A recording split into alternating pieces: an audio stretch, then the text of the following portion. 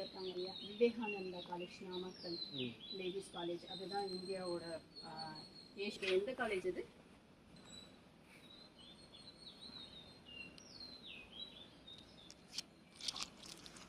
அப்புறம் ஸ்கூல்ஸு அந்த இந்த ஸ்கூல்ஸ் இருக்குதுங்க.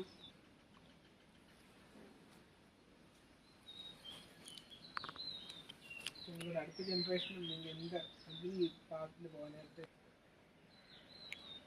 அவங்களுக்கு பிடிச்ச ஃபீல்டு, அவங்களுக்கு எந்த ஃபீல்டு பிடிக்குதோ அந்த ஃபீல்டு. அது வந்து அவரோட விஷ். பட் வந்து அக்ரி இன்ட்ரெஸ்ட் தான். ஈவன் அவர் மீடியாஸோட நேம்லாம் சொல்லுவார், என்னென்ன நம்ம மீடியா யூஸ் பண்ணுறோம் கெமிக்கலுக்கு எல்லாத்தையுமே சொல்லுவார். அவரும் இன்ட்ரெஸ்ட்டாக வந்து கற்றுப்பார். நம்ம கீழே கொடுக்கும் போது இப்போ பெப்பரை பொறுத்த வரைக்கும் நம்ம ஆர்கானிக்காக போடலாம், ஒன்றும் இஷ்யூஸ் கிடையாது. ஈல்ட் அவுட்புட் எடுக்க முடியும். நம்ம வந்து கீழே வந்து கொடுக்கணும்னு அவசியம் இல்லை. பொலியூ ஸ்ப்ரேயில் கொடுத்தோம்னா கிவிக்கு கூட நம்ம வந்து டைப்பில் இருப்போம். ஸோ ஏதாவது அவார்ட்ஸோ எது இருந்தாலும் அவங்க வந்து நம்மளுக்கு இன்டிமேட் பண்ணுறது, சப்போர்ட் பண்ணுறது. ஐயம்புட்டி பாளையத்தில்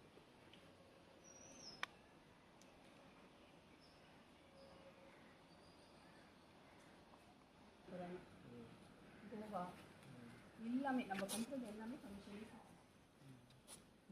இந்த சாக்லேட் அந்த மாதிரி இது தோட்டப்படும். அது வந்து கிராசிங் பண்ணுவோம், ரேடியேஷன் செய்ய ஆரம்பிக்கும்.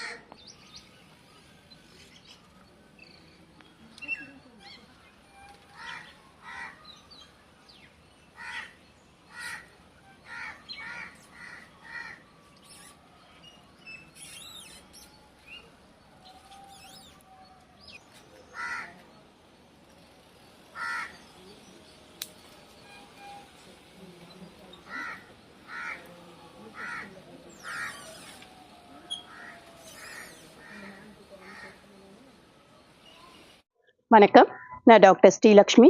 எல்லாருக்கும் மகளிர் தின வாழ்த்துக்களை தெரிவிச்சுக்கிறேன். நாம் பார்த்தீங்கன்னா உங்களுக்கு 2013 பார்த்தீங்கன்னா ஆப்பிள் சமவெளியிலும் ஆப்பிள் வரும்னு சொல்லிட்டு ரிலீஸ் பண்ணது. அதுக்கப்புறம் 2014 பார்த்தீங்கன்னா ஜாமுன் ஃப்ளேவரில் வந்து உங்களுக்கு நாவற்பழத்தை கொண்டுட்டு வந்தது. 2015 பார்த்தீங்கன்னா நெய்மிளகாய். ஸோ அந்த வரிசையில் பார்த்தீங்கன்னா கொய்யாக்குள்ள வந்து ஆரஞ்சு ஃப்ளேவர், சாக்லேட் ஃப்ளேவர், நாவற்பழ ஃப்ளேவர், பன்னி ஃப்ளேவர், அப்புறம் வந்து உங்களுக்கு மிளகு. மிளகை பொறுத்த வரைக்கும் பார்த்தீங்கன்னா 15 ஃபீட்டே போதும், 18 மந்த்ஸ்லேயே ஈல்டு கொடுக்குற மாதிரியும், அதில் வந்து லெமன் ஃப்ளேவரை வந்து அறிமுகப்படுத்தினது, இந்த மாதிரி பல புதிய கண்டுபிடிப்புகளை வந்து நம்ம விவசாயிகளுக்கு அறிமுகப்படுத்திட்டே இருந்தோம்.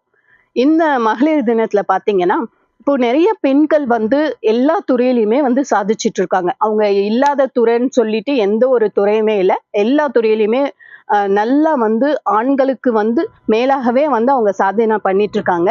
ஸோ அந்த மாதிரி சாதனை பண்ணிட்டு இருக்கும் போது சில துறைகளை எடுத்தோம்னா இப்போ குறிப்பா பார்த்தீங்கன்னா விவசாயத்துறையில பார்த்தீங்கன்னா சாதிக்கிறதுக்கு நிறையவே இருக்கு.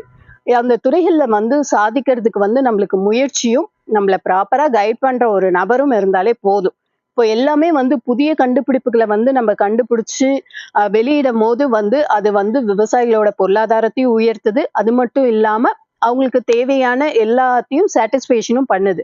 பெண்கள் என்ன பண்ணணும்னா இந்த துறையை பொறுத்த வரைக்கும் என்னைக்கும் அழிய போறதே இல்லை. ஏன்னா நம்ம வந்து ஒரு வேளை சாப்பிடலாம் கூட நம்மளோட நிலைமை என்னன்னு எல்லாருக்குமே தெரியும்.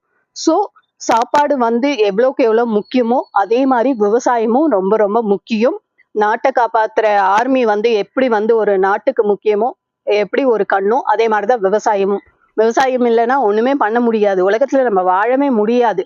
ஸோ பெண்கள் எல்லாருமே இந்த மாதிரி விவசாயத்துறைக்கு வரணும், வந்து அதுலயும் வந்து பல சாதனைகளை பண்ணணும். அப்பதான் வந்து பெண்கள் வந்து எல்லா துறையில போய் சாதிக்கிறாங்களே, இது என்ன விவசாயத்துறை வந்து அவ்வளோ வந்து கீழ்த்தனமா போயிடுச்சா அப்படிலாம் வந்து நிறைய பேர் பேசுவாங்க. அப்படிலாம் ஒண்ணுமே கிடையாது. விவசாயத்துறையை பொறுத்த வரைக்கும் பல சாதனைகளை பண்ணுறதுக்கு பெண்கள் முன்னேறிட்டு வந்துட்டே இருக்கணும்.